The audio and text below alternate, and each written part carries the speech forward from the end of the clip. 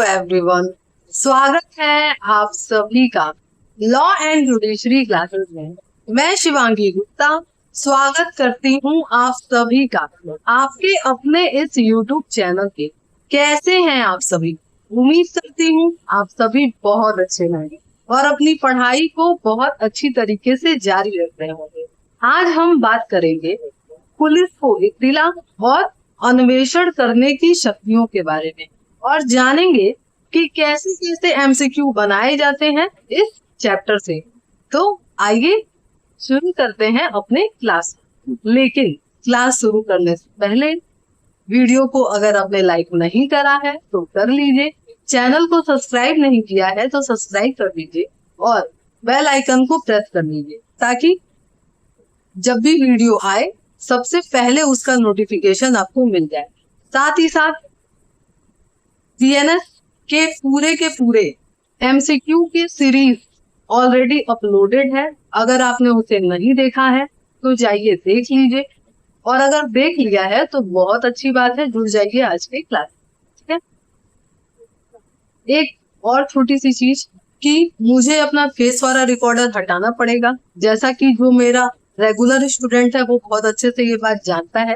फिर भी मैं रिपीट क्यों करती हूँ हर वीडियो में, क्योंकि हर समय नए नए बच्चे जुड़ते हैं, है ना। इस वजह से मुझे ये चीज रिपीट करना पड़ता है।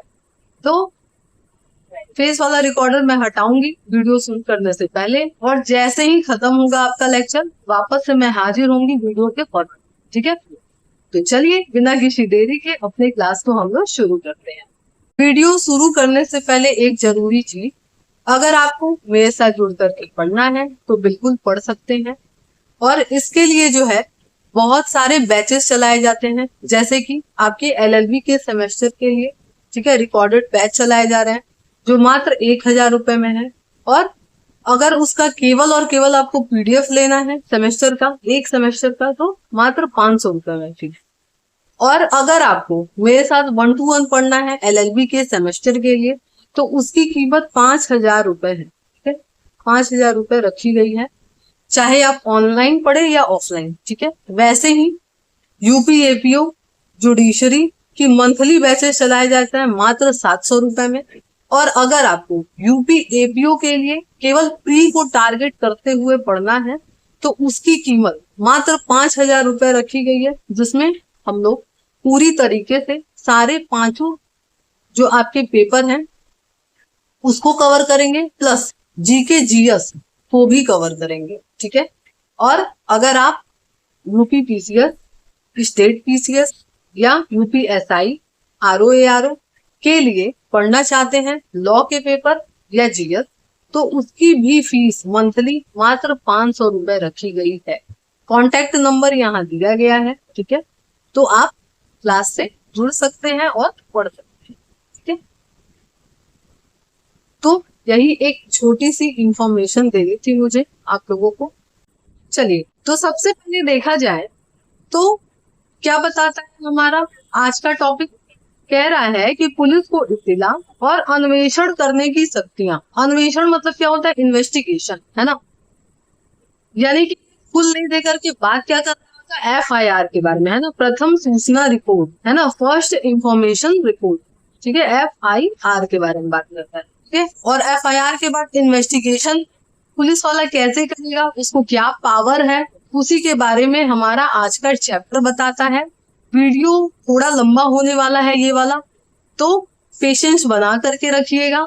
लेक्चर बड़ा होगा अगर आपका एमसीक्यू वाला तो उसको बार बार पॉज करके आप देख सकते हैं और पूरा कंप्लीट करिएगा क्योंकि ये बहुत ही इंपॉर्टेंट है। ठीक है। चलिए, अब ये सेक्शन कहाँ से कहाँ तक है, तो 173 से लेकर के 196 तक जो है इसके बारे में प्रावधान किया गया है। ठीक है, एफआईआर से रिलेटेड। और ये चैप्टर कौन सा है, तो चैप्टर नंबर 13 है हमारा। ठीक है, चैप्टर नंबर 13 है जो इसके बारे में बात करता है। क्लियर। तो चलिए पहले क्वेश्चन को हम लोग देखते हैं कि पहला क्वेश्चन कहता क्या है हमारा। क्या लिखा है कि कौन सा अध्याय पुलिस को इत्तिला और अन्वेषण करने की शक्तियों को बताता है। तो बताने की जरूरत है, ऑलरेडी आप लोग जान चुके हैं, मैंने बताया है। क्या? Chapter number 13। ठीक है। नेक्स्ट,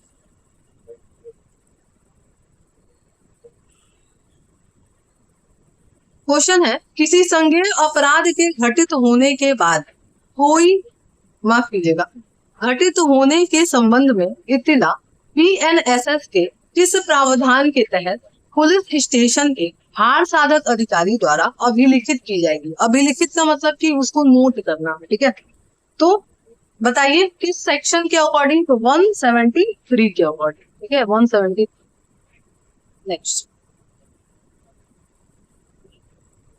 नेक्स्ट है, बीएनएसएस किस धारा के तहत एफआईआर अभिलिखित की जाती है। बताइए, अभी हम बताए ना 173, ठीक है। अभिलिखित मतलब कि उसको लिखा जाता है। नेक्स्ट क्या लिखा है, निम्नलिखित में से कौन सा प्रावधान जो है कि के तहत एफआईआर का वैधानिक परिभाषा दिया गया है। बताइए। तो भाई एफआईआर जो है वो कहीं भी परिभाषित नहीं है, ठीक है। कहीं भी एफआईआर का डेफिनेशन नहीं दिया गया है। ये बात अच्छे से दिमाग में बैठा ली, ठीक है। चलिए नेक्स्ट क्या लिखा है। नेक्स्ट क्वेश्चन, संज्ञेय अपराध से संबंधित इत्तला दी जाती है किसको, जहां अपराध कारित किया गया। नेक्स्ट क्या, जहां चाहे जिस क्षेत्र में भी अपराध किया गया हो, यानी जहां मन करे वहां आप कर सकते हैं। तो भाई दोनों ही सही है, ठीक है, दोनों क्लियर। नेक्स्ट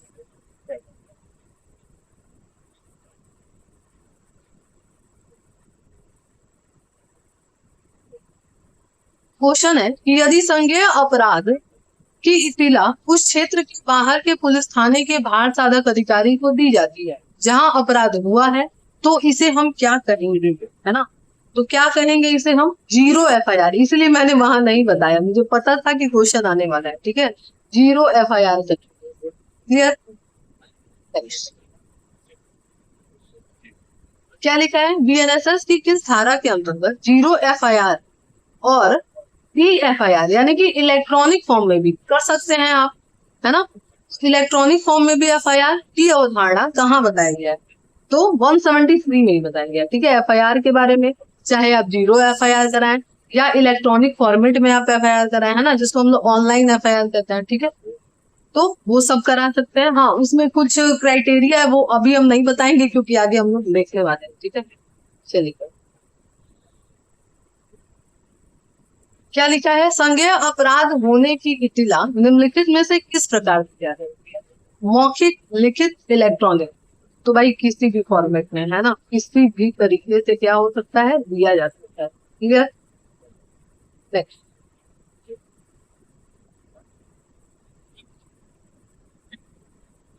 क्या लिखा है, एफआईआर है, ठीक है।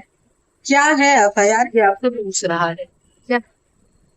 तो पहला कह रहा है कि किसी पुलिस स्टेशन के भार साधक अधिकारी द्वारा निवारित किए गए किसी संज्ञेय अपराध का प्रारंभिक और प्रथम इत्तला। नेक्स्ट, यह किसी पुलिस स्टेशन के भार साधक अधिकारी द्वारा लिखित किए गए संज्ञेय अपराध का सबसे प्रारंभिक और प्रथम इत्तला। तो हाँ भाई यही है, ठीक है, option number B, option number B.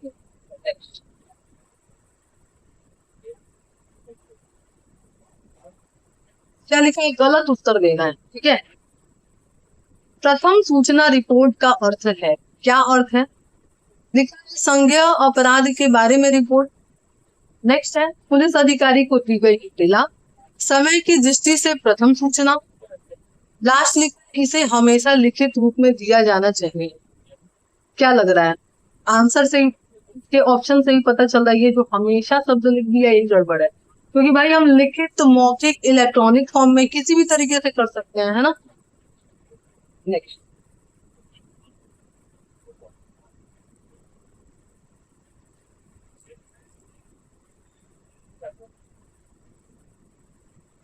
क्या लिखा है, प्रथम सूचना रिपोर्ट के संबंध में क्या संदेह है। पहला, यह पुलिस स्टेशन के पार्षद अधिकारी को दी जाती है। यह देने वाले व्यक्ति द्वारा हस्ताक्षरित होगा। मौखिक, लिखित या इलेक्ट्रॉनिक फॉर्म में हो सकता है, और सभी, तो सभी, है ना। अब इतना तो आपके दिमाग में क्लियर हो गया होगा। अगर कोई नया स्टूडेंट भी है तो भी उसके दिमाग में अच्छी तरीके से छप गया होगा एफआईआर के बारे में कुछ चीजें, है ना। चलिए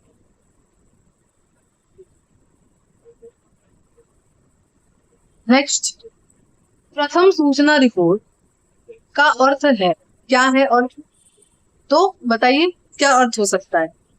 कि भाई किसी पुलिस स्टेशन के भार साधक अधिकारी को दी गई संज्ञेय अपराध के बारे में इत्तला, यही एफआईआर है। बाकी इन तीनों से क्या ही मतलब, ठीक है। नेक्स्ट, क्या लिखा है? सेक्शन 173 बीएनएसएस के तहत प्रथम सूचना रिपोर्ट का मुख्य उद्देश्य क्या है ना? ऑब्जेक्टिव पूछ रहा है कि एफआईआर का क्या है। डांडिक विधि को गति प्रदान करती है। देखिए, अगर इस टाइप का क्वेश्चन आए तो एकदम से हड़बड़ा के जवाब नहीं देना है, ठीक है। पहले अच्छे से पढ़िए और देखिए उसमें से कौन सा सबसे बेस्ट आंसर वही देना है, ठीक। नेक्स्ट, इसका उद्देश्य कथित दांडिक गतिविधि के बारे में सूचना प्रदान करना ताकि दोषियों का पता लगे और उसे दंडित करने में कदम उठाया जाए। फिर सी आपका कि यह दांडिक विधि के क्रियान्वयन करने के लिए है, या यह कथित दांडिक गतिविधियों के बारे में सूचना प्राप्त करने के लिए है ताकि हम दोषियों का पता लगाएं और उन्हें दंड दिलाने के लिए उचित कदम उठाएं।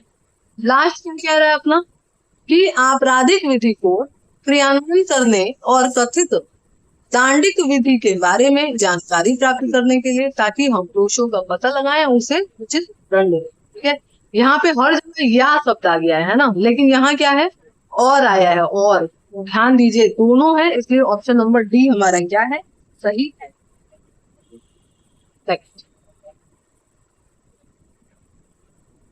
क्वेश्चन है, निम्नलिखित में से किस मामले में पुलिस स्टेशन का भार साधक अधिकारी पुलिस अधीक्षक के पद से उच्च अधिकारी की पूर्व अनुमति से अपराध की प्रकृति और गंभीरता पर विचार करने के बाद प्रारंभिक जांच की कार्यवाही कर सकता है, ठीक है। कब करेगा? तो लिखा है किसी भी संज्ञेय अपराध में 3 वर्ष या उससे अधिक लेकिन 7 वर्ष से कम के दंडादेश के मामले। तो यहाँ पे जो है ऑप्शन नंबर ए ही सही, क्योंकि भाई पढ़े हैं हम लोग कि संज्ञेय अपराध है कहाँ से शुरू होता है? जो भी 3 वर्ष से ऊपर का मैटर होता है वही क्या है? संज्ञेय अपराध है ना। और देखा जाए तो ऐसा डेफिनेशन नहीं है, डेफिनेशन में लिखा है कि जब पुलिस अधिकारी बिना वारंट के गिरफ्तार है ना, और जो 3 वर्ष से ऊपर के कैटेगरी में फुलफिल होता है तो हम उसे क्या मानेंगे? संज्ञेय अपराध मानेंगे। क्लियर? और इसमें पुलिस वाला जो है वो बिना मजिस्ट्रेट के परमिशन के इन्वेस्टिगेशन तक कर सकता है, उसको पावर होता है, ठीक है। जो भी आपके गैर जमानती मामले या आप कह सकते हैं नॉन वेलेबल या वल्नरेबल ऑफेंस है ना, तो वो उस कैटेगरी में आता है। नेक्स्ट,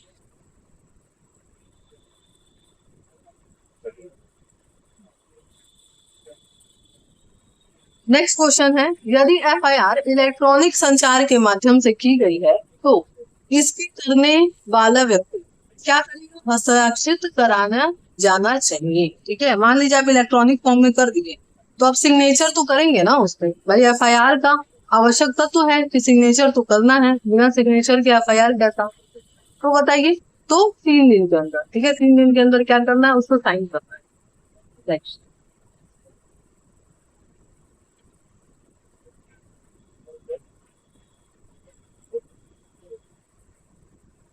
नेक्स्ट क्वेश्चन है आपका कि 173 क्लॉज 3 के तहत पुलिस का भार साधक अधिकारी यह सुनिश्चित करने के लिए उस धारा में उल्लिखित परिस्थितियों के तहत प्रारंभिक जांच करने के लिए कार्यवाही कर सकता है। क्या? अब किस लिए करेगा? तो आपका जो है इसमें हो जाएगा कि जांच कार्यवाही के लिए प्रथम दृष्टया कोई मौजूद मामला है ना, प्रारंभिक कार्यवाही कब करेगा? जब उसको लगेगा कि जांच या कार्यवाही करने के लिए प्रथम दृष्टया कोई मामला मौजूद है, तब वो कर लेगा, ठीक है। 173 क्लॉज 3 के तहत पुलिस का भार साधक अधिकारी उस धारा में उल्लिखित परिस्थितियों के तहत प्रारंभिक जांच करने के लिए कार्यवाही कर सकता है, ठीक है। कितने दिन के अंदर कर सकता है? तो 14 दिनों के अंदर कर सकता है, ठीक है, 14 दिन। नेक्स्ट, क्या लिखा है? किसी संज्ञेय अपराध के घटित होने से संबंधित जानकारी संदर्भ में निम्नलिखित में से कौन सा कथन सही नहीं है? क्या ये पूछ रहा है। पहला लिखा हुआ है कि यह किसी पुलिस स्टेशन के बाहर साधक अधिकारी को मौखिक रूप में दिया जा सकता है, तो ये तो सही है ना, दिया जा सकता है।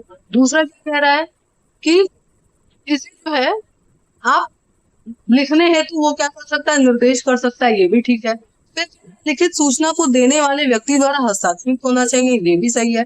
फिर लास्ट सूचना देने वाले को सूचना की एक प्रति निःशुल्क नहीं दी जाएगी। क्यों भाई, दी जाएगी, है ना, निःशुल्क दी जाएगी, ठीक है। एक कॉपी मिलती है जो आप FIR लेने के आप हकदार हैं, ठीक है, उसकी कॉपी देनी।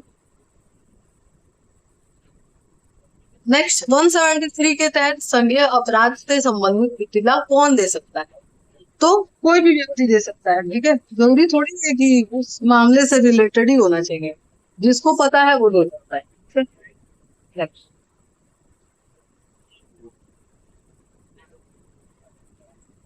निम्नलिखित में से कौन सा प्रथम सूचना का आवश्यक तत्व नहीं है, कौन सा नहीं है बताइए। ऑप्शन नंबर डी कि सूचना किसी भी अपराध से संबंधित हो सकती है, चाहे वो संज्ञेय हो या असंज्ञेय। असंज्ञेय में दिया जाएगा क्या, नहीं ना, संज्ञेय ही मैटर में दिया जाएगा।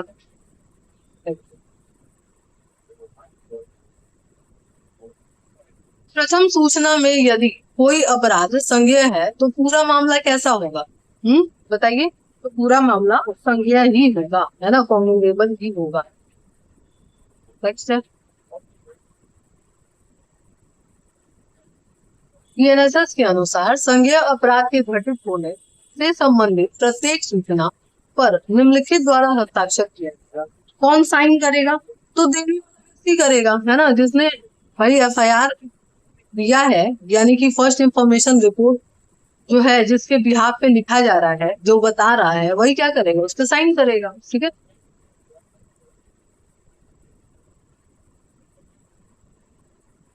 क्या लिखा है, निम्नलिखित पढ़े। देखा है, FIR केवल अपराध के घटित होने के बारे में एक विवरण है। दूसरा है FIR अपने आप में एक मौलिक साक्ष्य है। तो भाई यहाँ पे जो है पहला तो सही है, लेकिन दूसरा गड़बड़ है, ठीक है। क्योंकि ये नहीं है कि आप FIR के बिना पे किसी को जो है फांसी पे चढ़ा देंगे, ऐसा नहीं है भाई, ना ही सजा सुना सकते हैं। केवल आप अपराध के घटित होने का विवरण है कि हाँ ऐसा ऐसा अपराध हुआ है, ये चीजें, ठीक है, बस। नेक्स्ट है 173 के तहत अभिलिखित FIR के संबंध में निम्नलिखित में से कौन सा कथन सही नहीं। ऑप्शन नंबर ए है कि यह मौलिक साक्ष्य नहीं है। नेक्स्ट, यह केवल अन्वेषण आरंभ होने का प्रतीक है। फिर सी, किसी भी उद्देश्य के लिए पूर्ववर्ती कथन के रूप में उपयोग नहीं किया जा सकता। लास्ट की सूचना देने वाले व्यक्ति को प्रत्यक्षदर्शी साक्षी की आवश्यकता है। भाई है तो चारों ही ठीक, है ना, जिसमें पूछ रहे कौन सा सही नहीं। तो मेरे हिसाब से यहाँ पे होना चाहिए कि मौलिक साक्ष्य है, ठीक है, तभी ये क्या हो जाएगा, पूछा है ना सही नहीं है, तो ऑप्शन नंबर ए तब सही हो जाएगा, ठीक है। यहाँ वो मौलिक साक्ष्य नहीं है, ये बात सही यहाँ लिखा था, पर वो पूछ रहा है सही नहीं है, तो कोई एक ऑप्शन तो गलत होना चाहिए ना। तो ऑप्शन नंबर ए, मौलिक साक्ष्य है ये बात पर, ठीक है, नहीं है ये बात सही, ठीक है, चारों ऑप्शन ही ठीक है। चलिए नेक्स्ट हम लोग देखते हैं क्वेश्चन।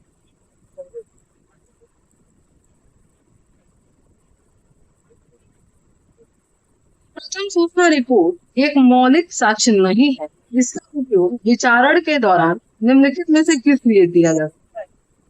क्या केवल सूचना दाता के साक्ष्य की पुष्टि करने के लिए या उसके साक्ष्य का खंडन करने के लिए, तो दोनों ही, ठीक है, दोनों ही करने के लिए।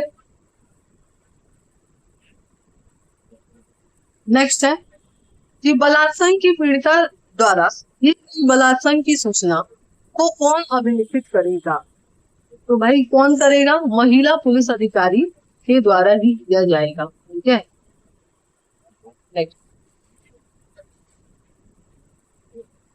लिखा है यदि 64 BNS के तहत कोई अपराध किया जाता है तो किस धारा के तहत पुलिस अधिकारी माफ कीजिएगा, महिला पुलिस अधिकारी द्वारा सूचना अभिलिखित किया जाएगा। किसके द्वारा? तो आपके वही 173 के द्वारा। ठीक है, 173 काफी बड़ा है, एफआईआर से रिलेटेड सारे प्रावधान करता है।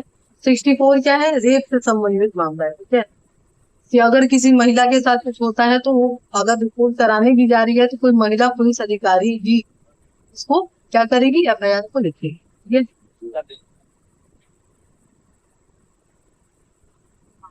लिखा है यदि कोई महिला जिसके विरुद्ध धारा 124 बीएनएस के तहत अपराध किए जाने का आरोप सूचना देती है तो बीएनएस के तहत सूचना अभिलिखित की जाएगी। किसके द्वारा? किसी महिला पुलिस अधिकारी के द्वारा। ठीक है, जब भी महिला का आ गया बात, सीधा सीधी क्या लगाना है? महिला पुलिस अधिकारी नहीं लगाना है। क्या बाकी कुछ सोचने की जरूरत नहीं है। नेक्स्ट है, संज्ञेय अपराध में पुलिस स्टेशन के भार साधक अधिकारी द्वारा सूचना अभिलिखित करने से इनकार करने से व्यथित व्यक्ति क्या कर सकता है? ठीक है, तो क्या करेगा भाई? पुलिस अधीक्षक को भेजेगा, है ना? और कैसे भेजेगा? डाक द्वारा भेजा जाता है। ठीक है, सूचना क्या करेगा? डाक द्वारा भेजेगा।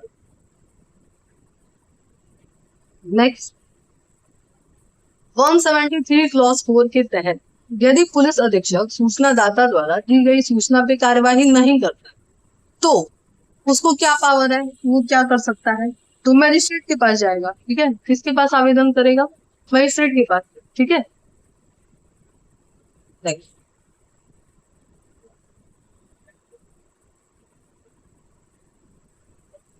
क्या लिखा है? एक परिवाद प्रथम सूचना रिपोर्ट बन जाती है।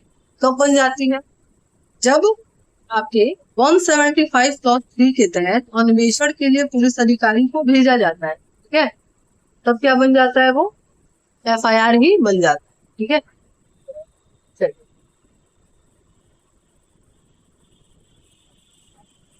नेक्स्ट है, किस प्रावधान के तहत यह उपबंधित किया गया है कि जहां कोई मामला 2 या 2 से अधिक अपराधों से संबंधित है जिनमें से कम एक क्या है? संज्ञेय है, तो पूरा मामला क्या होगा? संज्ञेय बन जाएगा। कौन बताता है? 174 का क्लॉज नंबर 4 बताता है। ठीक है, नेक्स्ट, अब क्या लिखा है कि असंज्ञेय मामलों में इन्वेस्टिगेशन अन्वेषण। ठीक है, क्या कहता है क्वेश्चन? असंज्ञेय मामलों में अन्वेषण प्रारंभ होती है। कब होती है? तो संबंधित मजिस्ट्रेट से आवेदन यानी कि प्राप्त करने के बाद, यानी कि जब मजिस्ट्रेट आदेश देगा तब। ठीक है, जब मजिस्ट्रेट आदेश देगा तब। ठीक है, क्लियर है? चलिए,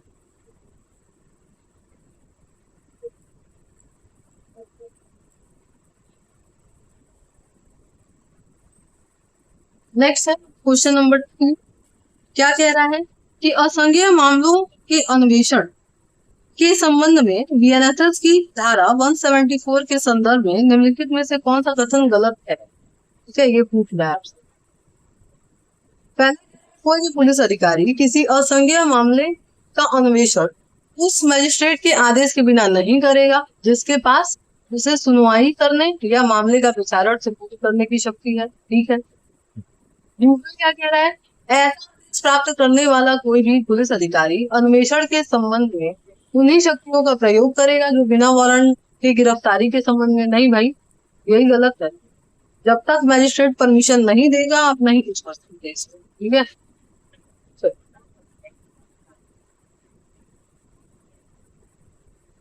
तीसरा क्वेश्चन है, क्या कह रहा है? किसी असंज्ञेय अपराध के अन्वेषण की अनुमति निम्नलिखित द्वारा दी जा सकती है। कौन देगा?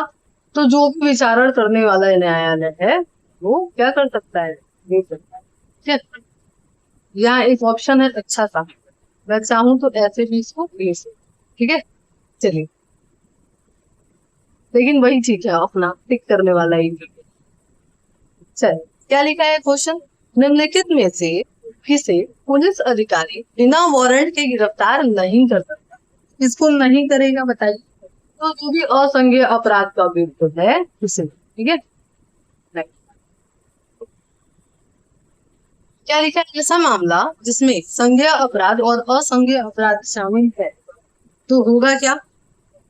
पहला कह रहा है संज्ञेय मामला है लेकिन असंज्ञेय भाग की अन्वेषण के लिए मजिस्ट्रेट की अनुमति आवश्यक है।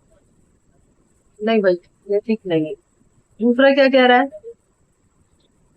संज्ञेय मामला है और इस प्रकार के मामले में अन्वेषण करने के लिए मजिस्ट्रेट की अनुमति आवश्यक नहीं है। सही बात है भाई, अभी हम लोग देखे हैं कि कुछ मामला संज्ञेय है कुछ असंज्ञेय, तो सबको हम संज्ञेय मानेंगे। और कॉग्निटिबल ऑफेंस में भाई अन्वेषण के लिए अनुमति मांगने की जरूरत नहीं है। ठीक है, चलिए।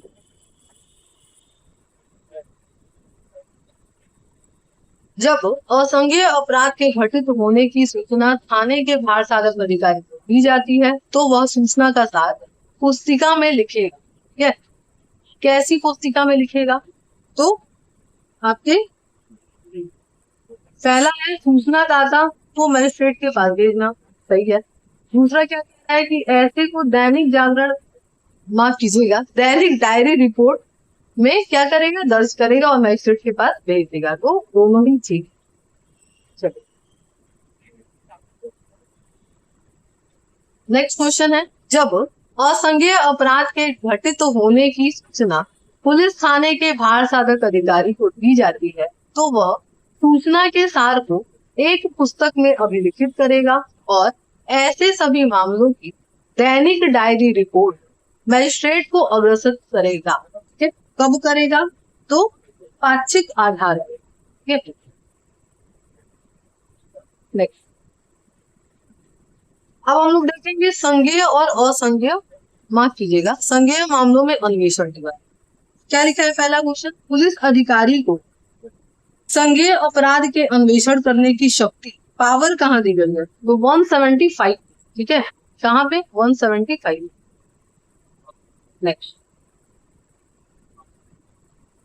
नेक्स्ट क्वेश्चन है, 175 क्लॉज 1 के तहत अपराध की प्रकृति और गंभीरता को देखते हुए पुलिस अधीक्षक मामले की आवश्यकता हेतु अन्वेषण करने के लिए आदेशित करेगा। किसको आदेशित करेगा, आपके पुलिस अधीक्षक। नेक्स्ट है, क्या लिखा है कि धारा 210 के तहत सशस्त्र मजिस्ट्रेट द्वारा धारा 173 क्लॉज 4 के तहत की आवेदन पर संज्ञेय अपराध में पुलिस द्वारा अन्वेषण का आदेश दे सकता है।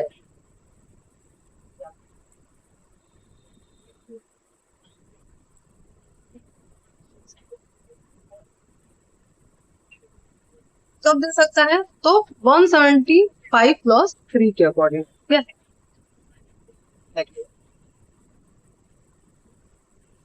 क्या लिखा है कि एक मजिस्ट्रेट के पास पुलिस को किसी अपराध के अन्वेषण करने की निर्देश देने की शक्ति है। कौन सी धारा में है, 175 क्लॉज 3। नेक्स्ट है 175 क्लॉज 3 के तहत मजिस्ट्रेट निम्नलिखित पर विचार करने के बाद अन्वेषण का आदेश दे सकता है। कब देगा, तो आपके सभी, ठीक है, शपथ द्वारा समर्थित हो, जांच के पश्चात, पुलिस को प्रस्तुति सुनने के बाद, सब। नेक्स्ट क्वेश्चन है, लोक कर्तव्य के निर्वहन के दौरान लोक सेवक के विरुद्ध परिवार के मामले में 210 के तहत सशक्त कोई भी मजिस्ट्रेट अन्वेषण का आदेश दे सकता है। वह शर्त है, कब देगा, तो ऐसे लोक सेवक के वरिष्ठ पुलिस अधिकारी से रिपोर्ट प्राप्त करना या लोक सेवक द्वारा किए गए दावे पर विचार करने के बाद, है ना, इन दोनों कंडीशन के बाद ही क्या करेगा, वो उसके संबंध में जो भी मामले हैं उसको सुन सकता है। नेक्स्ट, निम्नलिखित में से किस मामले की अन्वेषण मजिस्ट्रेट के आदेश के बिना पुलिस थाने का भार साधक अधिकारी कर सकता है, बताइए। बहुत इजी क्वेश्चन है, संज्ञेय मैटर में, है ना, संज्ञेय मामले में। क्या लिखा है, निम्नलिखित में से कौन मजिस्ट्रेट के आदेश के बिना भी संज्ञेय मामले का अन्वेषण कर सकता है। कौन करेगा इन्वेस्टिगेशन, तो पुलिस थाने का भार साधक अधिकारी।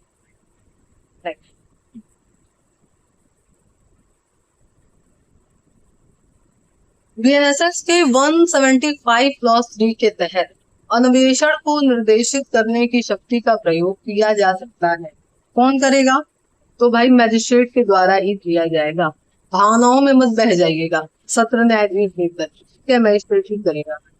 Next. क्या लिखा है? कौन सा सत्य है ये आपसे पूछ रहा है, ठीक है। तो यहाँ पे ऑप्शन नंबर बी सही हो जाएगा, जो कह रहा है 175 क्लॉज 3 के तहत अन्वेषण का आदेश दे सकता है कौन? मैजिस्ट्रेट, भले ही अपराध विशेष रूप से सत्र न्यायालय द्वारा विचारित है। क्योंकि अभी हम लोग जब देखेंगे आगे चल के 210 में कि किसी भी मैटर का संज्ञान लेने का पावर किसके पास है, तो भाई मैजिस्ट्रेट को ही पावर होता है। इसलिए वो क्या कर सकता है, उस मामले में इन्वेस्टिगेशन का भी आदेश दे सकता है, ठीक है। सत्र न्यायालय डायरेक्ट जो है कभी भी संज्ञान नहीं लेता। क्लियर? चल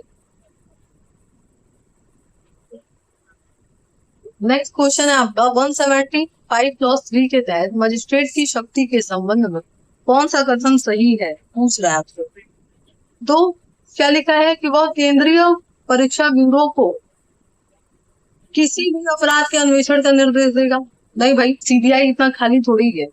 दूसरा क्या कह रहा है, वह किसी पुलिस स्टेशन के बाहर साधक अधिकारी को बिना कोई कारण अभिलिखित किए अपराध का अन्वेषण करने का निर्देश देगा। सी कह रहा है आपका कि वह किसी पुलिस स्टेशन के बाहर साधक अधिकारी को ऐसा करने का कारण अभिलिखित करने के बाद ही किसी अपराध के अन्वेषण का निर्देश दे सकता है। तो हाँ भाई, ठीक है, ऑप्शन नंबर सी सही हो जाएगा।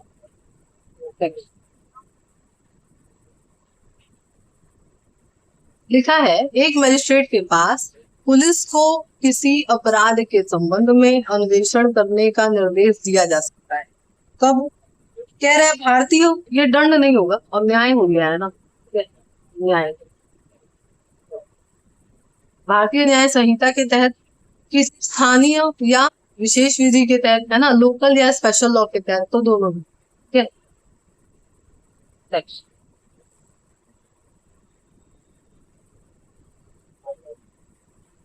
क्या लिखा है? अन्वेषण की प्रक्रिया के बारे में 176 संबंधित है। किस चीज से संबंधित है?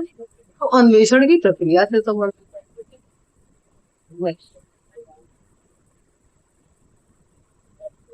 क्या लिखा है कि किस प्रावधान के तहत किसी अपराध के घटित होने की प्रथम सूचना प्राप्त होने पर पुलिस थाने का बाहर साधक अधिकारी उसकी प्रति संबंधित मजिस्ट्रेट को भेजेगा।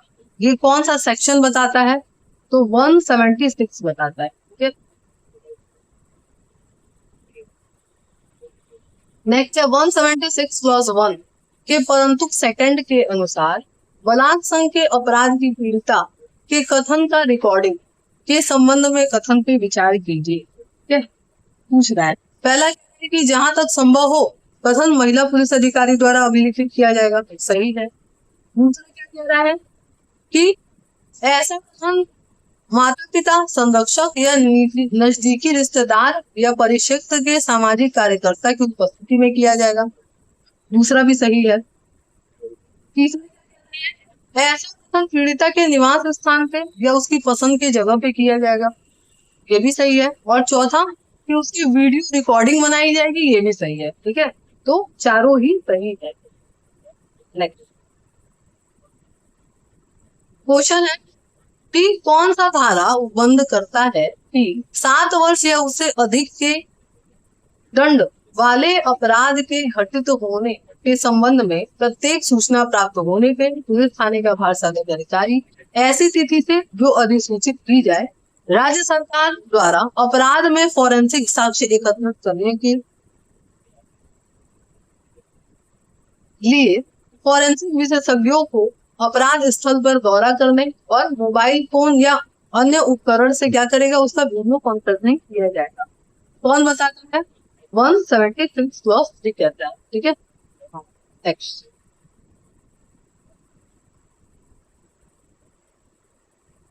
लिखा है कि थाने के बाहर साधक अधिकारी किसी दंडनीय अपराध के घटित होने से संबंधित सूचना प्राप्त होने पे फॉरेंसिक विशेषज्ञों को फॉरेंसिक साक्ष्य एकत्रित करने के लिए स्थल पे जाने को कहेगा।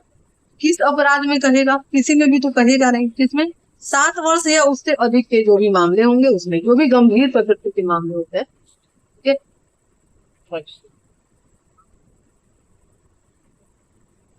लिखा है एक मजिस्ट्रेट सेक्शन 178 के तहत पुलिस को निर्देश दे सकता है। किस लिए देगा? तो अन्वेषण करने के लिए, ठीक है, इन्वेस्टिगेशन करने के लिए। क्या लिखा है? सेक्शन 178 के तहत मजिस्ट्रेट के पास यह शक्ति है। किस बात की शक्ति है? कि प्रारंभिक परीक्षा करने के लिए अपने अधीनस्थ किसी मजिस्ट्रेट को नियुक्त करे या पुलिस को क्या करे, अन्वेषण के लिए निर्देश दे। तो दोनों, ठीक है, दोनों।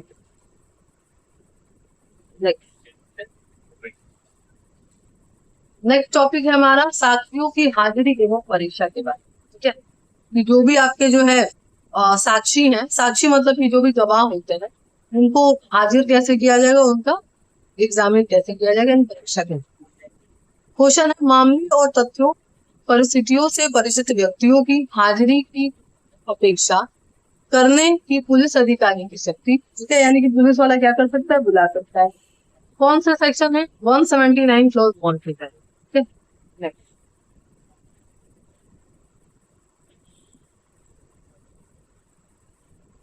क्या लिखा है? 179 के तहत किसी व्यक्ति को साक्षी के रूप में बुलाया जा सकता है। कहाँ? तो मामले की अन्वेषण कर रहा है पुलिस अधिकारी द्वारा, ठीक है, यानी कि आई, ठीक है, तो इन्वेस्टिगेशन ऑफिसर कहते हैं।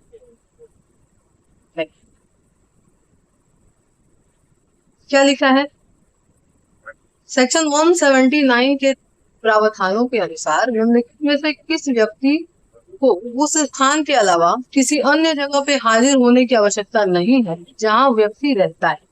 तो सभी, ठीक है, चाहे वो महिला हो या 15 वर्ष या 60 वर्ष से अधिक उम्र का पुरुष हो या शारीरिक मानसिक रूप से कोई नहीं, सब तो वो सभी, ठीक है। दोस्तों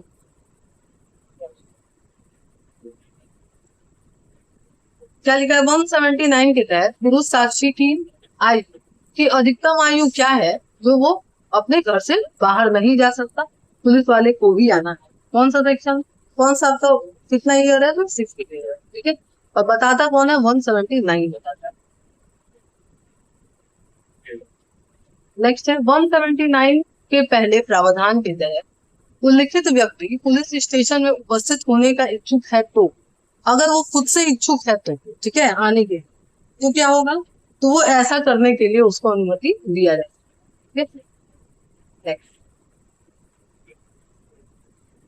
क्या कह रहे हैं? निम्नलिखित में से कौन सा सही कथन है पूछ रहा है, ठीक है। तो ऑप्शन नंबर बी सही हो जाएगा। क्या लिखा है कि एक पुलिस अधिकारी के पास अपने समक्ष मानसिक रूप से विकलांग साक्षी की हाजिरी को सुनिश्चितता करने की शक्ति नहीं है। भाई अब वो चल फिर नहीं सकता है तो आप जबरदस्ती थोड़ी बुला लेंगे उसको, ठीक है। चलिए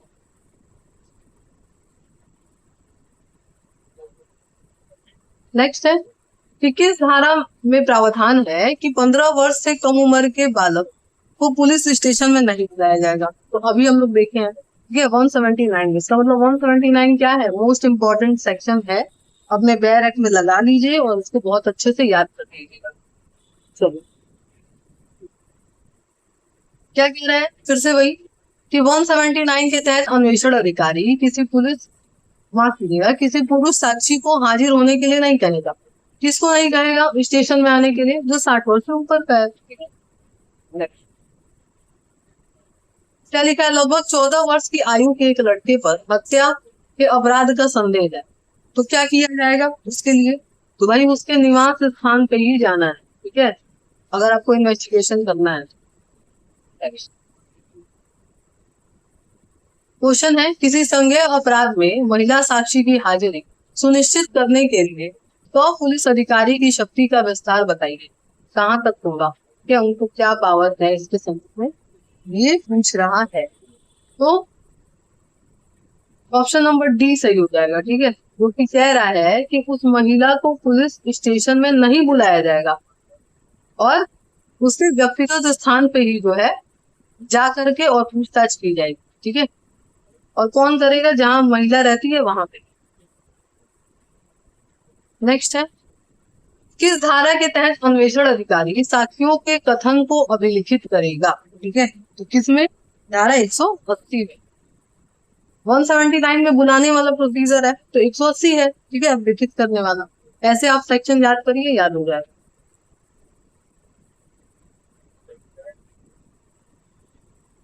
नेक्स्ट क्वेश्चन है कि धारा 180 के तहत पुलिस द्वारा कथन कब अभिलिखित किया जाएगा? कब? तो अन्वेषण के दौरान, है ना, ड्यूरिंग इन्वेस्टिगेशन।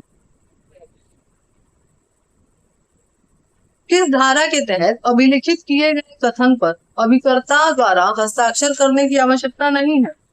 ठीक है, तो जो भी 180 में अभिलिखित किया गया है कथन, उस पर साइन नहीं किया जाएगा, क्योंकि अगर साइन कर दिया गया तो वो एक्सेप्टेबल नहीं है। ठीक है,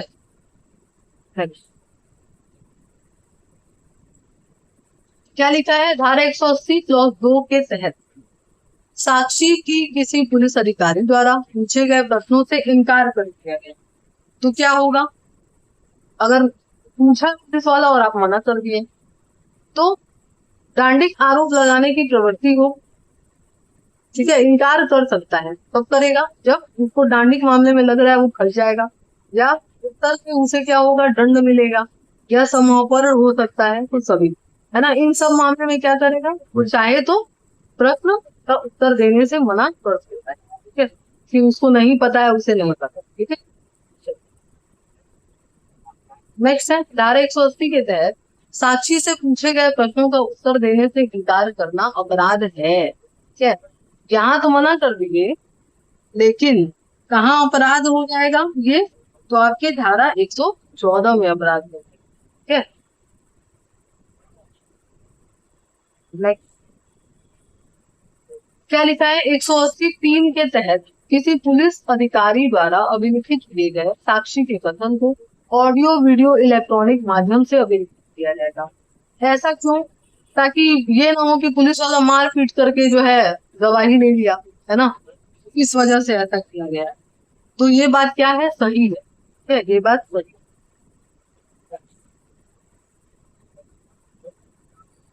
क्या लिखा है? बीएनएसएस की धारा 180 के तहत क्या होगा, ये आपसे पूछ रहा। तो कथन करने वाले व्यक्ति द्वारा हस्ताक्षर किया जाना आवश्यक नहीं है, ठीक है, ये हम बताए हैं पहले कि भाई साइन करना जरूरी नहीं। चलिए,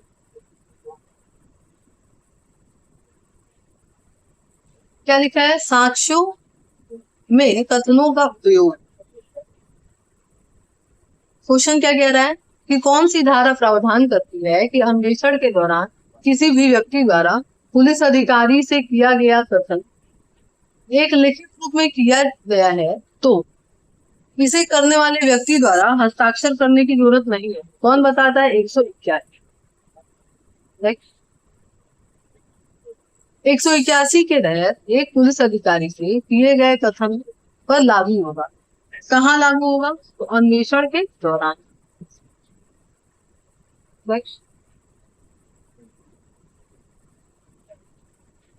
अन्वेषण के दौरान बीएनएसएस की धारा 181 के तहत किसी भी व्यक्ति द्वारा पुलिस अधिकारी से किया गया कोई भी कथन भाई हस्ताक्षरित नहीं किया जाएगा, ठीक है।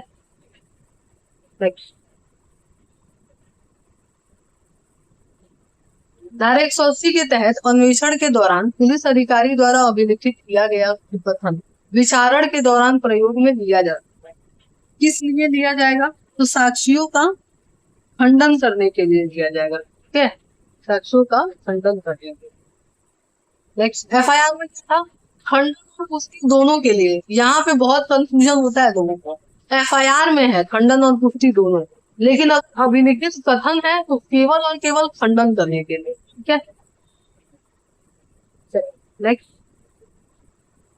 अन्वेषण के दौरान किसी व्यक्ति द्वारा पुलिस अधिकारी से किया गया कथन तो क्या हो जाएगा इसमें? यदि विविधता साबित हो तो अभियुक्त और अभियोजन पक्ष द्वारा ऐसे साक्ष्य के खंडन करने के लिए उपयोग किया जा सकता है, ठीक है।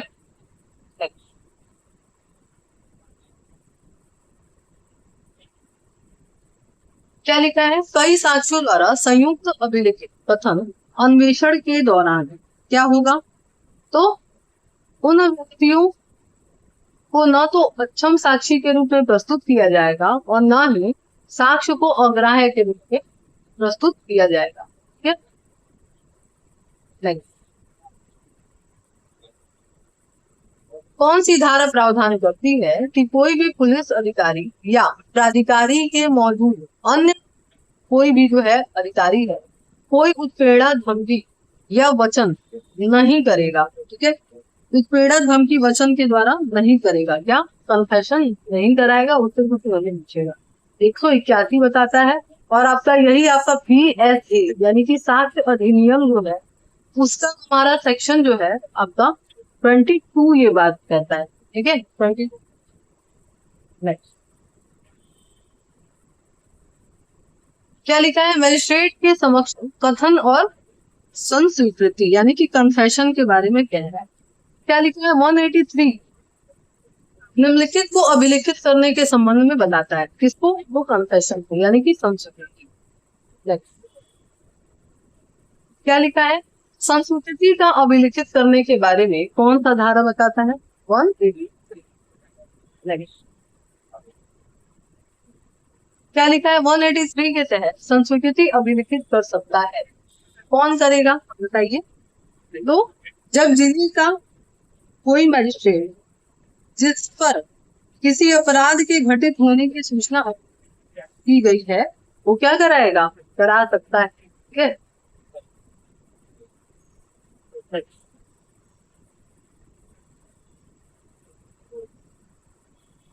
निम्नलिखित में कौन बीएनएसएस के 183 के तहत संस्वीकृतियां और कथनों को अभिलिखित करने के लिए अधिकृत नहीं। ठीक है, कौन नहीं है ये पूछ रहा है आपसे। तो यहाँ पे जो है ऑप्शन नंबर डी हो जाएगा, क्योंकि भाई जुडिशियल मैजिस्ट्रेट ही करता है। ये दोनों कहां से आ गए। ठीक है, तो ऑप्शन नंबर डी। नेक्स्ट है, क्या गलत है ये आपसे पूछ रहा है। क्या है, तो क्या लिखा है, ऑप्शन नंबर बी जो है वही गलत। ये लिख रहा है कि संस्कृति या कथन एक पुलिस अधिकारी द्वारा अभिलिखित किया जाएगा। नहीं भाई, पुलिस अधिकारी थोड़ी ही करेंगे, जिसको मजिस्ट्रेट शक्ति दे दे तब भी पुलिस वाले के सामने तो कुछ भी एक्सेप्टेबल नहीं है। ठीक है, तो मजिस्ट्रेट से ही करना है, यही गलत। क्या लिखा है, कथन अभिलिखित किया जाएगा। क्या है, कौन सा कथन, तो इसमें जो है आपका ऑप्शन नंबर बी सही हो जाएगा। जो कह रहा है कि उस जिले के किसी भी मजिस्ट्रेट जो उसके क्षेत्राधिकारिता में जिसके बिना क्या किया जाएगा, सूचना अभिलिखित किया जाएगा। ठीक है, मतलब कि जुरिडिक्शन में कोई लेना देना है ही नहीं, किसके द्वारा किया जाएगा, किसी मैजिस्ट्रेट, और वो भी कौन, जुडिशियल मैजिस्ट्रेट। ठीक है,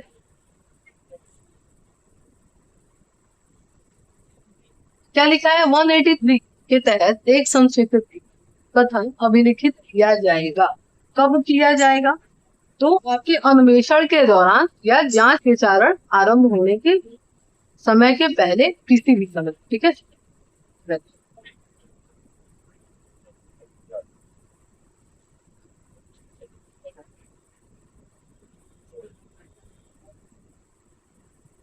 क्वेश्चन है, 183 के तहत विशेष प्रक्रिया के अनुसार अभिलिखित किए गए कथन संस्वीकृति कथन जिसका होगा क्या, तो वो औपचारिक रूप से साबित सारवान साक्ष्य द्वारा प्रयोग करके किया जा सकता है। ठीक है, ऐसे नहीं है कि ऐसे ही जो हम तो दोषी ठहरा देंगे, और भी एविडेंसेस लगे होंगे। ठीक है, नेक्स्ट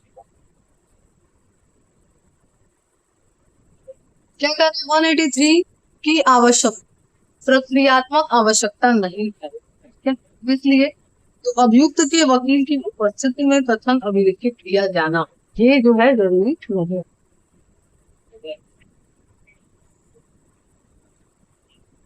क्या लिखा है, मजिस्ट्रेट द्वारा संस्वीकृति अभिलिखित करने के बारे में क्या सत्य है, क्या सही है ये पूछ रहा है। क्या कह रहा है, पहला ऑप्शन कि एक पुलिस अधिकारी मौजूद होना चाहिए ताकि अभियुक्त भाग ना सके। नेक्स्ट, अभियुक्त को चेतावनी देना चाहिए कि अभियुक्त ये स्वीकार करने के लिए जो है इसको आवश्यकता नहीं है, तो यही सही है। क्या उसको मजिस्ट्रेट चेतावनी देता है कि अगर तुम एक्सेप्ट कर लिए तो तुम्हारे अगेंस्ट ही लागू हो जाएगा, ठीक है। फिर भी अगर वो एक्सेप्ट करता है तो फिर कन्फेशन माना जाता है। नेक्स्ट क्वेश्चन है, स्वेच्छा से की गई संस्वीकृति साक्ष्य के रूप में ग्राह्य है। क्या कब?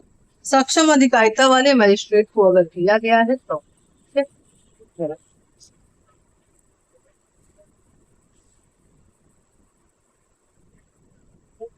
थोड़ा सा ये क्लियर नहीं दिख रहा होगा, लेकिन हम पढ़ दे रहे हैं। क्या लिखा है, यदि कोई मजिस्ट्रेट किसी अभियुक्त की संस्वीकृति कथन अभिलिखित करने के पहले शपथ दिलाता है तो ऐसी संस्वीकृति कैसी हो जाएगी? तो अग्राह्य हो जाएगी, यानी कि एक्सेप्टेबल नहीं रहेगा अगर आप शपथ दिला दिए तो। नेक्स्ट है 183 के तहत अभिलिखित की गई असंस्वीकृति कथन। अब ये कह क्या रहा है, तो कोई सारवान साक्ष्य नहीं है, ठीक है, सारवान साक्ष्य नहीं है चाहिए।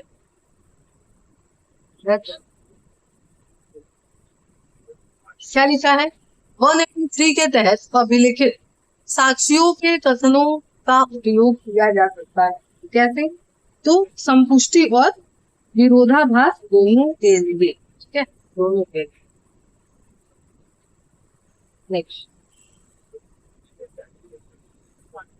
183 क्लॉज 6 सब क्लॉज ए के तहत प्रथम परंतु के अनुसार धारा 186 क्लॉज 6 सब क्लॉज ए में उल्लिखित अपराधों के पीड़ितों का कथन यथासंभव अभिलिखित किया जाएगा। किसके द्वारा? तो जो भी आपकी महिला मजिस्ट्रेट है उनके द्वारा, ठीक है, और उनकी उपस्थिति में एक पुरुष मजिस्ट्रेट और एक महिला भी जो है वो उपस्थित होनी चाहिए तब, ठीक है। चलिए नेक्स्ट,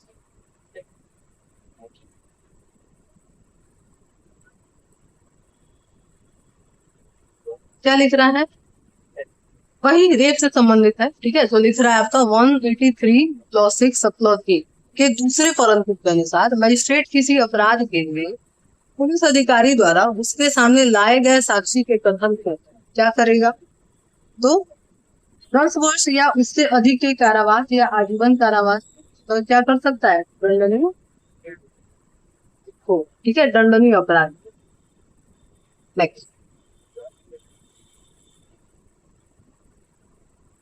नेक्स्ट क्वेश्चन है 183 क्लॉज 6 सब क्लॉज ए के तीसरे परंतु के अनुसार यदि कथन करने वाला व्यक्ति अस्थायी या स्थायी रूप से मानसिक शारीरिक रूप से क्या है, अक्षम है, तो दूरभाषिया या विशेष प्रबोधक की सहायता ली जाएगी उसके बातों को समझने की, ठीक है। और इसमें होगा क्या, ये पूछ रहा है आपसे। तो यहाँ पे जो है ऑप्शन नंबर डी सही हो जाएगा, ठीक है। वो की कहता है आपका कि ऑडियो वीडियो इलेक्ट्रॉनिक माध्यम से क्या किया जाएगा, उसको रिकॉर्ड किया जाएगा, ठीक है, और उसमें फोन से भी आप कर। नेक्स्ट क्वेश्चन बड़ा है, ठीक है, तो थोड़ा घबराइएगा नहीं, आपने अच्छे से उसको पढ़िए, ठीक। क्या लिखा है, 183 क्लॉज 6 सब क्लॉज बी के तहत मजिस्ट्रेट द्वारा अभिलिखित किए गए किसी कथन को मुख्य परीक्षा में बदलने में एक कथन के रूप में दिया जा सकता है जहां व्यक्ति किसी मामले से पीड़ित है। किस मामले से? जो पीछा करने के अपराध के लिए दंडनीय है और पीड़ित अस्थायी रूप से शारीरिक रूप से अक्षम, ठीक है। तब नेक्स्ट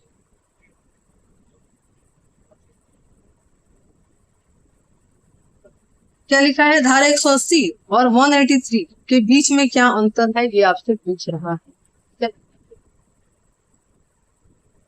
तो यहाँ पे जो है धारा 180 में कथन पुलिस द्वारा अभिलिखित किया जाता है, ठीक है, और 183 में मजिस्ट्रेट द्वारा किया जाता है, यही इसका बेसिक अंतर है। नेक्स्ट क्या लिखा है, बलात्संग पीड़िता की चिकित्सा परीक्षा के बारे में बात करता है। और क्या कह रहा है इसमें क्वेश्चन कि कौन सा धारा जो है बलात्संग की पीड़िता की चिकित्सा परीक्षा के संबंध में प्रावधान करता है? कौन करता है? 184 करता है। 184 के तहत बलात्संग की पीड़िता को ऐसे अपराध के घटित होने से संबंधित जानकारी प्राप्त होने के समय कितने घंटे के भीतर क्या किया जाएगा? पंजीकृत चिकित्सा परीक्षक के पास भेजा जाएगा। तो 24 घंटे के अंदर, ठीक है। 24 घंटे।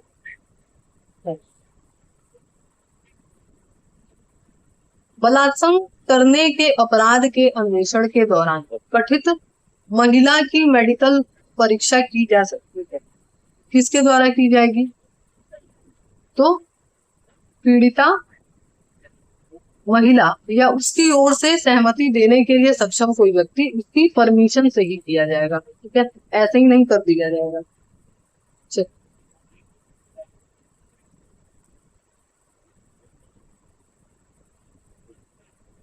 नेक्स्ट क्वेश्चन है, जिस रजिस्ट्रीकृत चिकित्सा व्यवसायी के पास महिला को भेजा गया वह बिना देरी किए उसके शरीर की परीक्षा करेगा और निम्नलिखित में से क्या करेगा? एक रिपोर्ट तैयार करेगा। और उसमें रिपोर्ट में होगा क्या क्या? तो कह रहा है डीएनए प्रोफाइल उस महिला से जो शरीर से लिया गया है, महिला के शरीर से क्षति के निशान जो है और उसके मानसिक स्थिति को चेक किया जाएगा सभी। नेक्स्ट क्या लिखा है? 184 के तहत जो आपका रजिस्ट्रीकृत चिकित्सा व्यवसायी है अधिकारियों को एक अवधि के भीतर रिपोर्ट पेश करेगा। मतलब रिपोर्ट तो दे ही देना है और कितने टाइम के अंदर देना है? 7 दिन के अंदर रिपोर्ट दे देना है, ठीक है। नेक्स्ट अब कह रहा है पुलिस अधिकारी द्वारा तलाशी से रिलेटेड प्रावधान। कौन सी धारा अन्वेषण के दौरान पुलिस अधिकारी को तलाशी लेने का प्रावधान करती है? कौन सी धारा है? 185। नेक्स्ट अन्वेषण के दौरान बिना वारंट के तलाशी ली जा सकती, कौन लेगा? तो कोई पुलिस अधिकारी या इन्वेस्टिगेशन ऑफिसर, कोई भी ले सकता है। Next. क्या लिखा है? 185 के तहत दी गई तलाशी को मोबाइल फोन द्वारा अभिलिखित किया जाएगा। और ये सेक्शन कौन बताता है? तो 185 का क्लॉज नंबर 2 जो है इसके बारे में बताता है। क्लियर?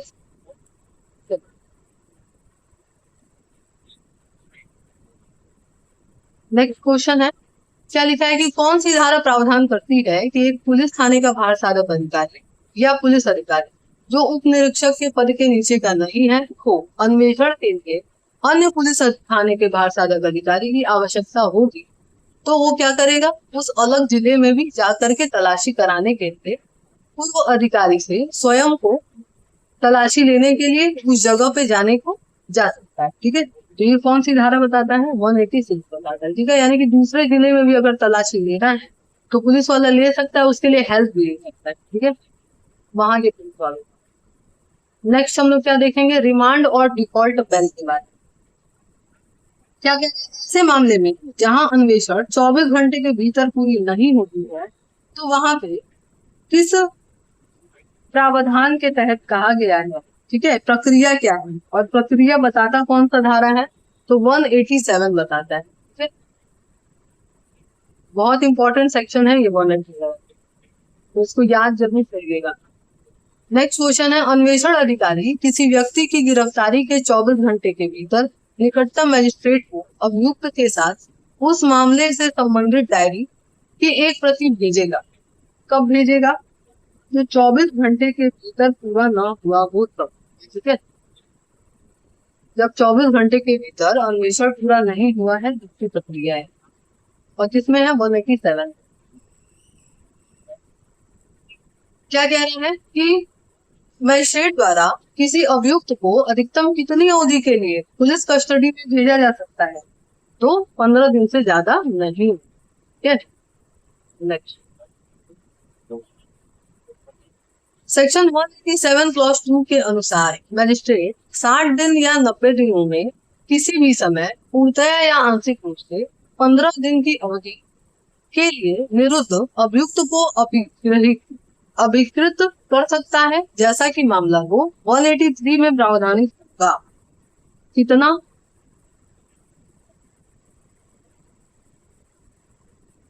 तो आपका जो है 40 या 60 दिन। 187 के तहत मजिस्ट्रेट विरुद्ध का आदेश दे सकता है। कब देगा? तो कोई भी अभिरक्षा जैसा वो उचित समझे कर सकता है ना, पुलिस कस्टडी और जुडिशियल कस्टडी। यदि किसी व्यक्ति को पुलिस अभिरक्षा में रखना हो तो उसे निरुद्ध किया जाएगा। कहाँ? तो पुलिस स्टेशन, ठीक है, और जुडिशियल कस्टडी में जेल में भेज दिया जाता है। कई लोग तो सोचते होंगे कि जेल और पुलिस कस्टडी एक ही है, ठीक है, अलग है, अलग है। चलिए, जब विचारण सेक्शन 64 क्लॉज 1 के तहत किसी अपराध के संबंध में किया जाता है, यानी कि रेप के संबंध में, ठीक है, तो आपका ये जो अन्वेषण है वो कितने टाइम तक पूरा कर लेना चाहिए, कितने समय के भीतर, ये आपसे पूछ रहा है, ठीक है, जितना संभव हो। तो आपके जो है 2 महीने के अंदर, ठीक है, विदिन 2 मंथ पूरा कर लेना है। नेक्स्ट, एक कार्यपालक मजिस्ट्रेट किसी अभियुक्त को कितनी अवधि के लिए अभिरक्षा में रख सकता है? तो 7 दिन से ज्यादा नहीं, ठीक है। डिफॉल्ट बेल से संबंधित कौन सा सेक्शन है, ये कह रहा है 183 का, सॉरी माफ कीजिएगा, 187 का क्लॉज नंबर। नेक्स्ट है, डिफॉल्ट जमानत निम्नलिखित मामलों में दी जाती है। कब दी जाएगी?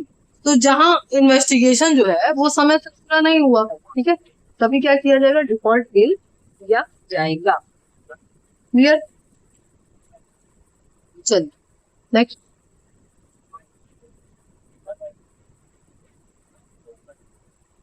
क्या लिखा है? इन्वेस्टिगेशन पूरी न होने पर अभियुक्त को जमानत का अधिकार मिल जाता है। कब? 90 या 60 दिन जब बीता, जैसी सिचुएशन हो तब मिल जाएगा।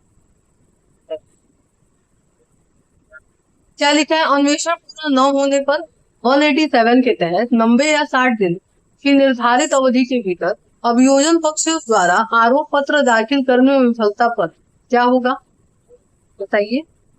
तो यहाँ पे जो है अभियुक्त को जमानत पर उन्मोचित कर दिया जाएगा, यदि जमानत देने को वो तैयार है तो, ठीक है, न जमानत देता है।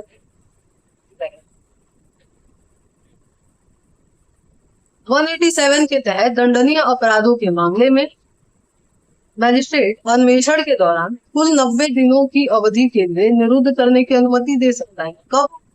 तो सभी मैटर में, है ना, जो भी मामला 10 वर्ष या उससे ऊपर का है उसमें 90 दिन का क्राइटेरिया है। हत्या के अपराध के अन्वेषण के दौरान निरुद्ध अधिकतम निरुद्धि कितना है? 90 दिन, ठीक है, 90 दिन। उसके बाद जमानत का राइट हो जाएगा क्या अभियुक्त का।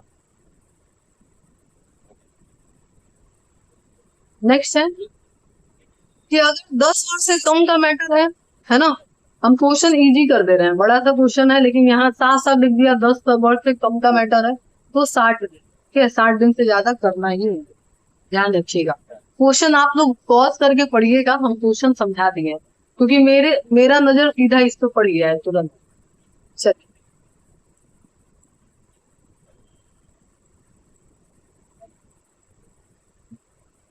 क्या लिखा है? जब अन्वेषण 90 दिनों की अवधि के भीतर पूरा नहीं होता है और अभियुक्त अभिरक्षा में है तो उक्त अवधि की समाप्ति पे यदि वो जमानत देने को तैयार है, प्रस्तुत करता है, तो अभियुक्त निम्नलिखित का हकदार है। किस चीज का? संबंधित मजिस्ट्रेट से जमानत पर रिहा होने की, ठीक है। 187 के प्रयोजन के लिए सबसे आवश्यक तत्व क्या है, ये पूछ रहा है आपसे, ठीक है। तो यहाँ पे जो है मजिस्ट्रेट के निर्देशानुसार पहली बार व्यक्तिगत रूप से या इलेक्ट्रॉनिक वीडियो या इस माध्यम से क्या होगा, हाजिर होना है, ठीक है। यानी कि पहली बार तो आप जो है उसको व्यक्तिगत रूप से ही हाजिर कर देंगे, बाद में भले ही इलेक्ट्रॉनिक फॉर्म में आप हाजिर करें, कोई प्रॉब्लम। नेक्स्ट है आपका कि कौन सी धारा प्रावधान करती है कि मजिस्ट्रेट कुछ मामलों में आगे अन्वेषण रोक सकता है, मतलब इन्वेस्टिगेशन को रोक देगा। कब?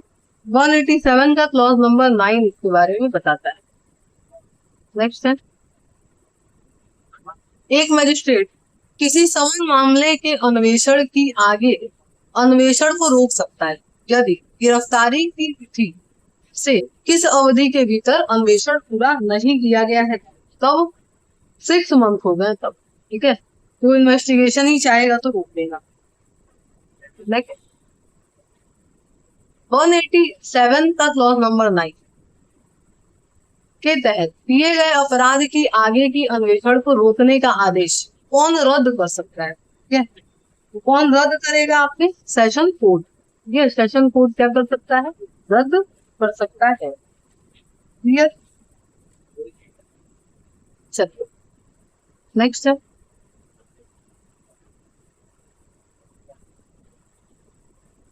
लिखा है कि कौन सी धारा अधीनस्थ पुलिस अधिकारी को अन्वेषण की रिपोर्ट के बारे में, तो 188।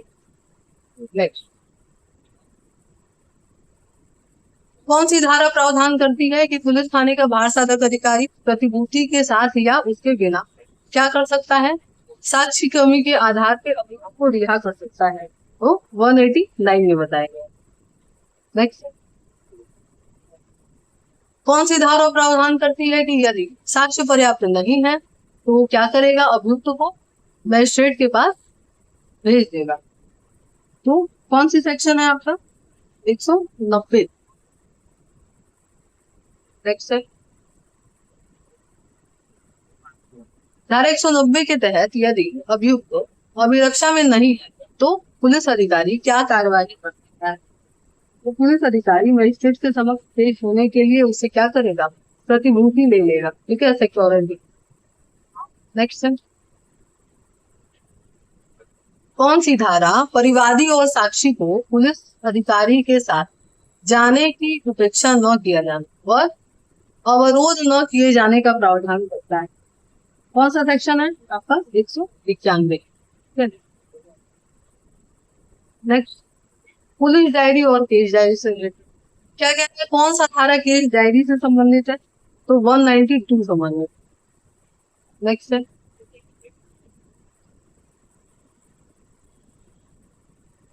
पुलिस डायरी का क्या अर्थ है, पूछ रहा है।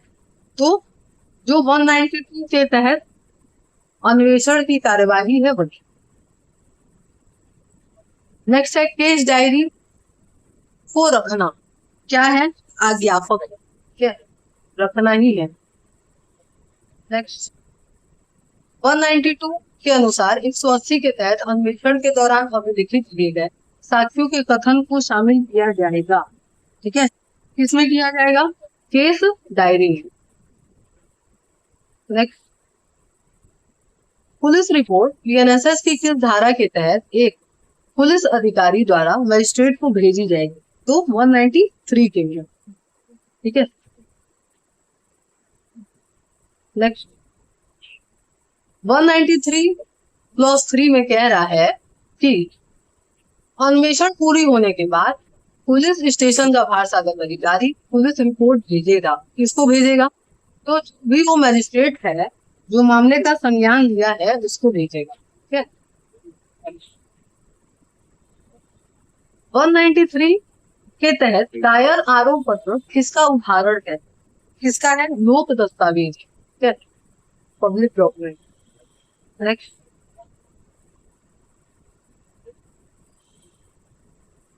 क्या लिखा है? 193 के तहत प्रत्येक अन्वेषण को अनावश्यक देरी के पूरा करना आवश्यक है। ठीक है, और कौन करेगा ये चीज? तो पुलिस रिपोर्ट में अभिलिखित होने पर मजिस्ट्रेट द्वारा से क्या किया जाएगा? चार्ज फ्रेम किया जाएगा। ठीक है,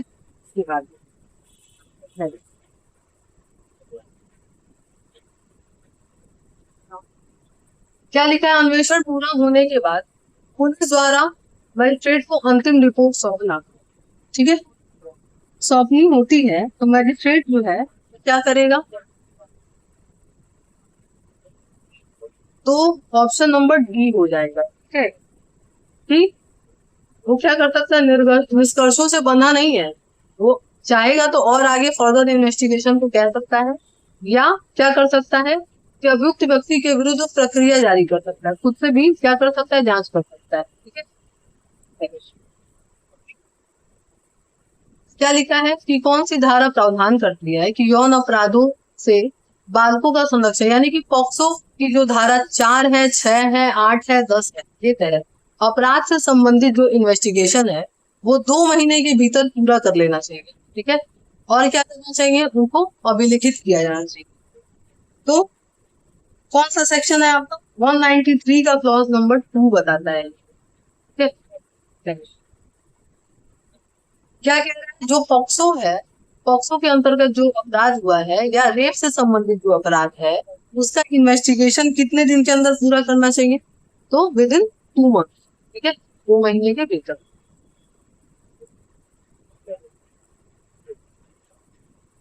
नेक्स्ट है 193 क्लॉज 3 के तहत जब अन्वेषण पूरी हो जाती है तो पुलिस थाने का जो अधिकारी है वो अपराध का संज्ञान लेने वाले सशक्त मजिस्ट्रेट को अग्रसर करेगा।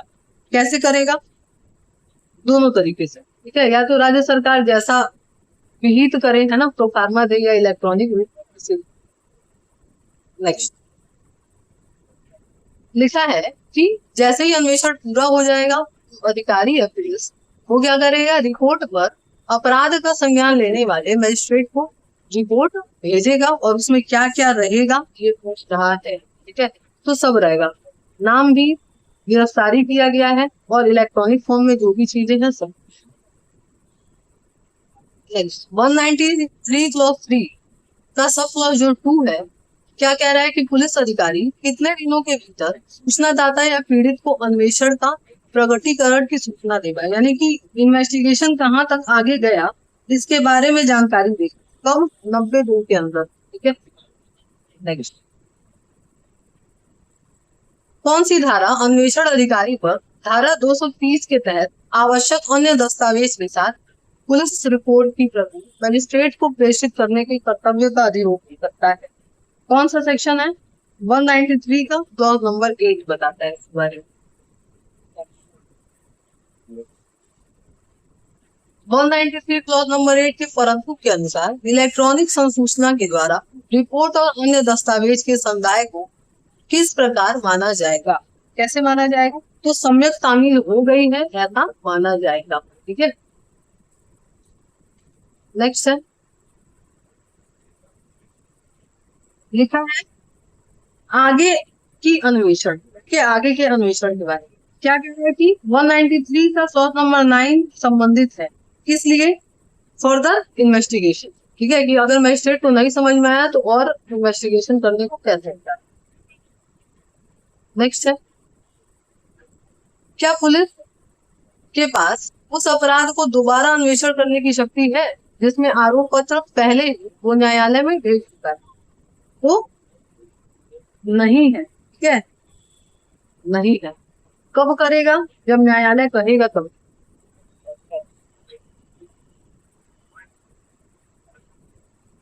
क्या लिखा है, 193 क्लॉज 9 के तहत आगे इन्वेस्टिगेशन अगर करना है तो पूर्ववर्ती अन्वेषण द्वारा जारी रहना है, यानी कि पहले से जो है इन्वेस्टिगेशन जारी था तभी होगा।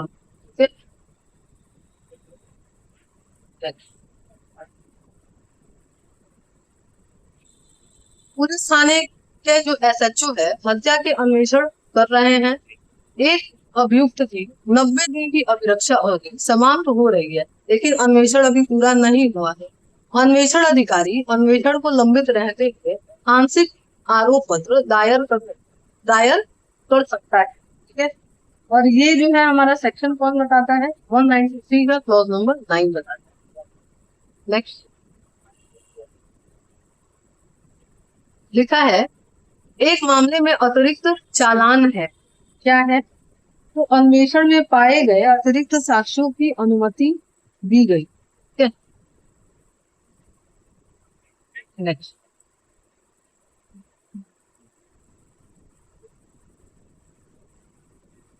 क्या सही नहीं है ये आपसे पूछ रहा है। क्या लिखा है, मजिस्ट्रेट को पुलिस रिपोर्ट भेजने के बाद किसी अपराधी के आगे अन्वेषण करने का जो है कहना नहीं है, नहीं किया जा सकता, भाई यही गलत है। ठीक है, तो यही सही हो जाएगा। क्यों नहीं कहेगा, कह सकता है, मजिस्ट्रेट के पास पावर है। नेक्स्ट है मामले का विचारण कर रही न्यायालय की अनुमति से मुकदमे को आगे अन्वेषण करने की अनुमति दी जा सकती है और इसे कुछ दिनों की अवधि के भीतर पूरा किया जाना चाहिए, जिसे न्यायालय बढ़ा कितना 90 दिन, ठीक है, यानी कि 90 दिन और दे सकता है।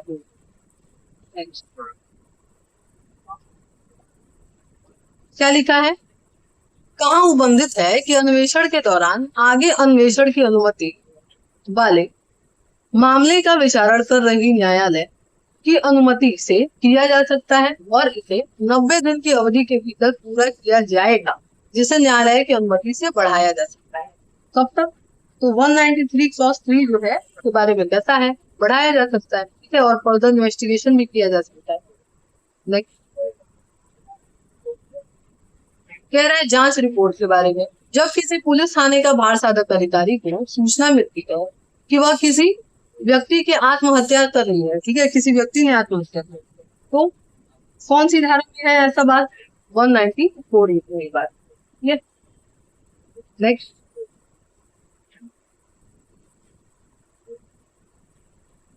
क्या लिखा है, क्या होता है जब किसी पुलिस थाने के भार साधक अधिकारी को सूचना मिलती है कि किसी व्यक्ति ने क्या किया है, आत्महत्या कर किया है, ठीक है, तो वो क्या करेगा, तो वो 194 के तहत घटना के बारे में निकटतम कार्यपालक मजिस्ट्रेट को सूचित करेगा, ठीक है।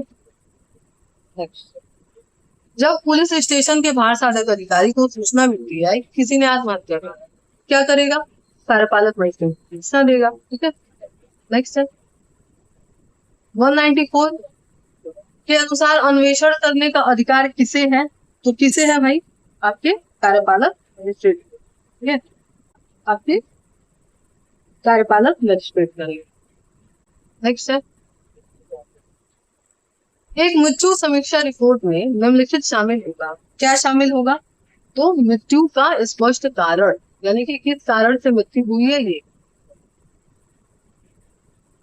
नेक्स्ट है 194 के तहत मृत्यु समीक्षा की रिपोर्ट का प्राथमिक उद्देश्य है, तो क्या उद्देश्य है, मृत्यु का कारण जानना। नेक्स्ट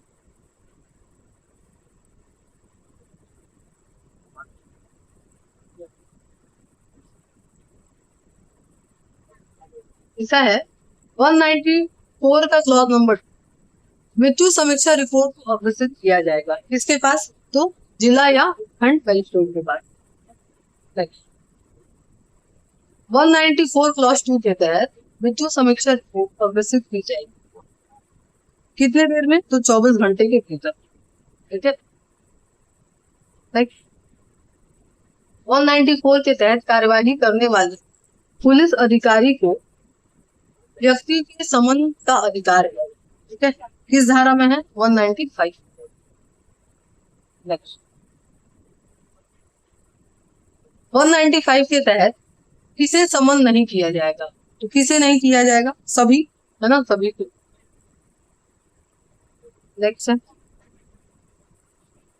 इस धारा के तहत एक मजिस्ट्रेट को मृत्यु के कारणों की समीक्षा का अधिकार, यानी कि मजिस्ट्रेट कब कर सकता है, तो कब कर सकता है, 196। नेक्स्ट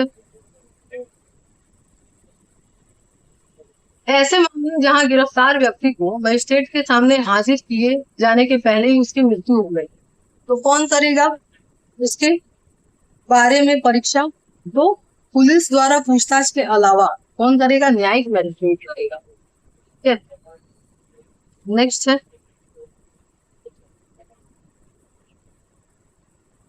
जहां व्यक्ति की मृत्यु हो जाती है या गायब हो जाता है या महिला के साथ जो है पुलिस कस्टडी में रेप होता है, ठीक है, तो मजिस्ट्रेट द्वारा अधिकृत पुलिस अधिकारी की अभिरक्षा में है, तो क्या होगा, पुलिस द्वारा की गई पूछताछ या अन्वेषण के अलावा अन्वेषण किया जाएगा किसके द्वारा, न्यायिक मजिस्ट्रेट द्वारा, जिसके स्थानीय अधिकारिता के भीतर ऐसा अपराध हुआ है, ठीक है।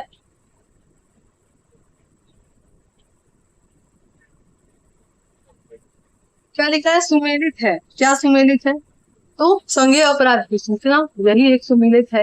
एफआईआर किसमें होता है, 173 में होता है। तो चलिए आज का हमारा टॉपिक कंप्लीट होता है और ये हमारा बहुत बड़ा लेक्चर हो गया है ना आज का। तो चलिए उम्मीद है कि आज का लेक्चर आपको पसंद आया होगा, अगर पसंद आया है तो वीडियो को लाइक जरूर करिएगा, चैनल को सब्सक्राइब नहीं किया है तो सब्सक्राइब कर लीजिए और बेल आइकन को प्रेस कर लीजिए ताकि जब भी वीडियो आए सबसे पहले उसका नोटिफिकेशन आपको मिल जाए। साथ ही साथ बताया करिए कि आपको ये एमसीक्यू वाला वीडियो कैसा लग रहा है, ठीक है, ताकि मुझे पता चल सके और मैं और आपके लिए और भी कई सारे टॉपिक्स पे वीडियो बना सकूं। ठीक है, तो चलिए मिलेंगे नेक्स्ट लेक्चर में।